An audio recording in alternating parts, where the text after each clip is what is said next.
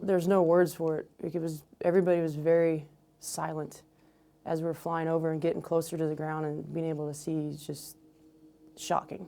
I think, as most people know and felt, that about 2:50 this afternoon we experienced a significant earthquake. It turns out it was about 8.9 magnitude. The day that the earthquake hit, our unit was actually deploying to Thailand to go participate in exercise Cope Tiger. We all get to our hotel, and all of a sudden, as soon as we all connected to Wi-Fi, phones are just going off. I had tons of messages from everybody asking me if we were okay. I turned on the TV and saw the news and saw the damage that had happened from the tsunami and the earthquake, and we were all just kind of in shock. So in the middle of an airdrop training mission, they tell us to turn back around. We land back at the airport, and everybody's packing up. And they were like, you have an hour to go to the hotel, get all your stuff. We're going back to Japan. Operation Tomodachi is kicking off.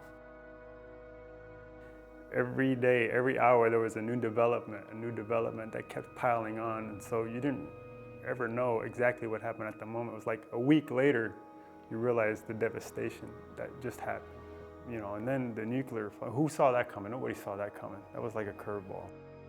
The nuclear power plants had suffered a great deal of damage, and we were kind of concerned about the general populace abroad. And we started taking scans of the area, both near the power plant and also the surrounding areas in the towns nearby.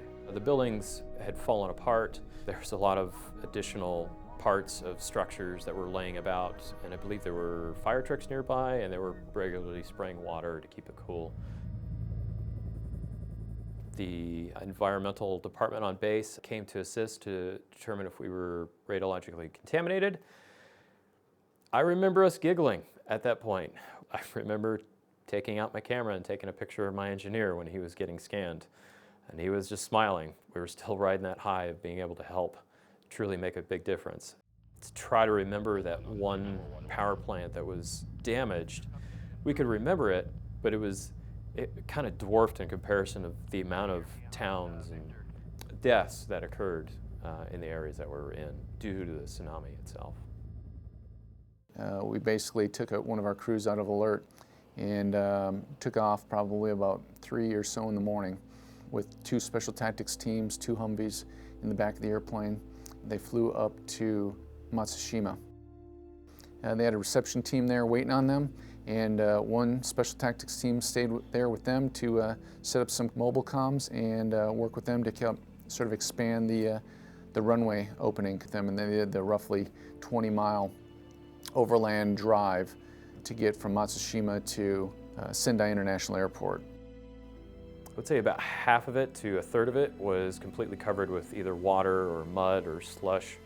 There were airplanes that looked like they were just all shoved to one corner of the other side of the airport. There were cars. It just looked like a table after we got up from playing with my kids of micro machines, and it just all shoved to one side. There was dirt everywhere.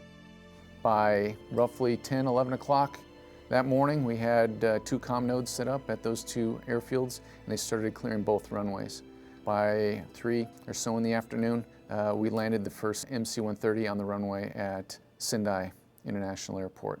And that was the airport, if you recall, they had all that video evidence of the tsunami coming in off the ocean, because that airport sits right off the coast. Over the course of 2 weeks, they incrementally worked together with the Japanese airport managers, volunteers from the local community as well, and they incrementally flew in water, gasoline, diesel, forklifts. We brought in a bunch of material handling equipment and things to help them push and pull vehicles and trees and debris off the runway. And with each successive day, the usable runway kept getting bigger and bigger. It was a unique opportunity to see the resiliency of the Japanese people and how quickly they were recovering, and how we were able to kind of help facilitate that. Anytime you do these memorials, you know, I get a little choked up, because it was such a big event and it was so tremendous and impactful for everybody here. And being a part of Japan, you know, I'm not Japanese, but I feel like this is part of my family and being here. So it was very humbling, very sobering, and a little exciting to be able to contribute to help in the recovery efforts. Watching those Japanese people wait hours in line quietly for food or whatever, calmly, their mannerism toward each other in the crisis was very respectable. And I think it was It was an example for the world to follow. I think Tomodachi is, again, it's an unfortunate coincidence, but we all strive to be part of something bigger, and I think that was the opportunity for us to be part of something bigger. My crews, they jumped into it with both feet. They knew it was a serious situation, and it didn't matter the time of day or that they were taking off and flying missions. They knew that they were contributing to a greater cause, and they took pride in that. Out on the beach, just short of the runway, there's a bunch of blown over trees, washed up trees, and it just looked like a big bunch of logs, but they spelled out arigato on the beach. So that was sort of a welcoming sign to those crews.